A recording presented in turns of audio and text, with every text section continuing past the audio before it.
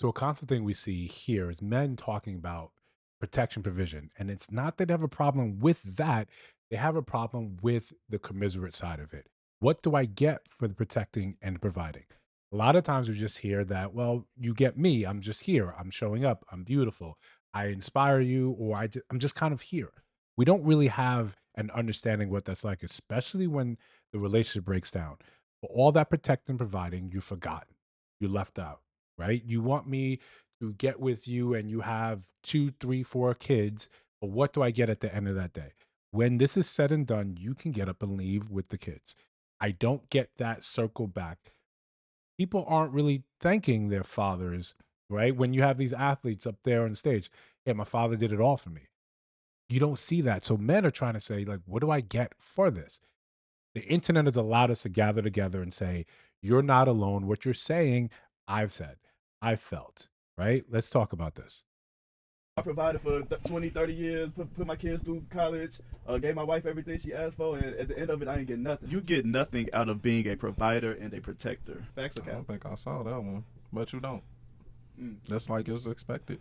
okay, come And on. then if you feel like you should get anything, it's like you want a cookie for doing what you're supposed to. It's like Well, who are you providing and protecting? Because if you providing and protecting your family, your children, your wife, what are you supposed to get? Yeah, you're gonna get something. A man who provides and protects his wife is gonna get nurturing back. It's got to be some type of an even exchange. So whether saying you have to, you don't and what have to, but happens you is two should. different. Oh, okay. Okay, the man is providing and protecting, and the woman should be nurturing and creating a home.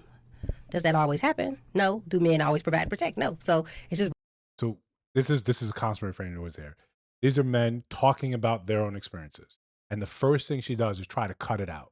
Try to cut it. Well, these men aren't protecting and providing, so they're not going to get this. The thing is, right? The thing is, if you protect and providing, you bought the house, you pay the bills in the house. That's a constant thing that happens.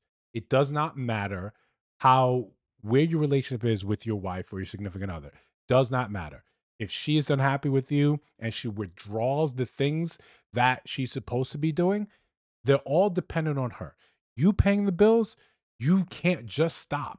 You can't just say, wow, we've broken down. I'm not getting any type of compassion or caring from you. I'm just not going to now provide. You are locked in step. You have to do these things. They're not dependent on how she treats you. It's not dependent on how happy you are. You have to do these things. It's constant. There's no escape. There's no pulling back unless you're ready to let the entire thing crumble because emotionally you aren't connected. Emotionally, you aren't happy with your significant other right now. So you just say, I'm just going to stop. No, no, no, no, no. This is what men are saying. I have to do these things. They're intrinsic to our well being. So is yours, but you get to withdraw it. really everybody doing their part. The comments under that post, it was a lot of men, a lot of older men. They are the worst. Yeah. They are the worst. The older men With on, the on experience. I don't know who told y'all to start making Instagrams and TikToks, but please go back to. I wish y'all didn't know how to use y'all phones. Alicia, what happened to the? This is just men sharing their stories. It's really just it. Men sharing their stories, and the first thing's like, yeah, I wish we could go back to when you didn't know how to use it, didn't know how to share your stories. What's the point? What this is what a this is where our community kind of is now. This is what the community looks like. I may not be in your local vicinity, but we create spaces in which we all can communicate about our own experiences. It's the same thing as the chat on this page. Guys come in, talk about what they've gone through, what they've seen, and we all can say, yes, yes, my experience has been completely similar to that. In fact, it's exactly that. This is what community looks like today. It's not me going down the block, going to the mill, going to the general store, and we can sit there and talk about, hey, this happened. This no, no, no. This is what it's like. So again, a lot of the complaints men have is when they do talk about their stories, and they just could be talking with each other. There's a woman coming in here and making it his fault, shaming him for his experience. This is Men couldn't get away with this, and when this is attempted, look how the society and internet comes down and tries to cancel the person.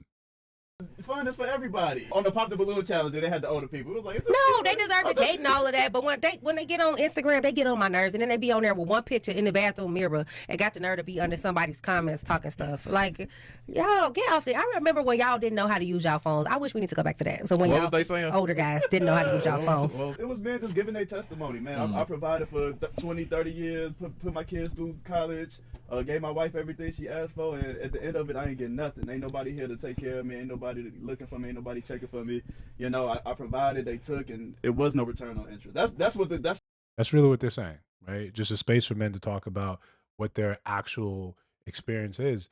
And the first thing is just let's discount it. Let's make it men's fault, right? The man didn't do something, therefore his reaction, what he got in turn, is his fault. It's always his fault. This is why men just kind of pull away and say, you know what? If the equation is going to be the same, the song and dance routine is always going to be the same. I'm at fault. Why do I need to even engage with this with a woman? Why do I have to date? Why do I have to marry? If at the end of the day, I'm still going to be wrong, but I paid to be wrong now. I paid for 20, 30 years to be wrong. I paid for 20 years to never talk to you again, for the kids to hate me, for society to shun me. It's like, I was just like, I'd rather just lean into my own hobbies. And even when they say that, there's shame, right? There's shame. There's pointing out there must be something wrong with you.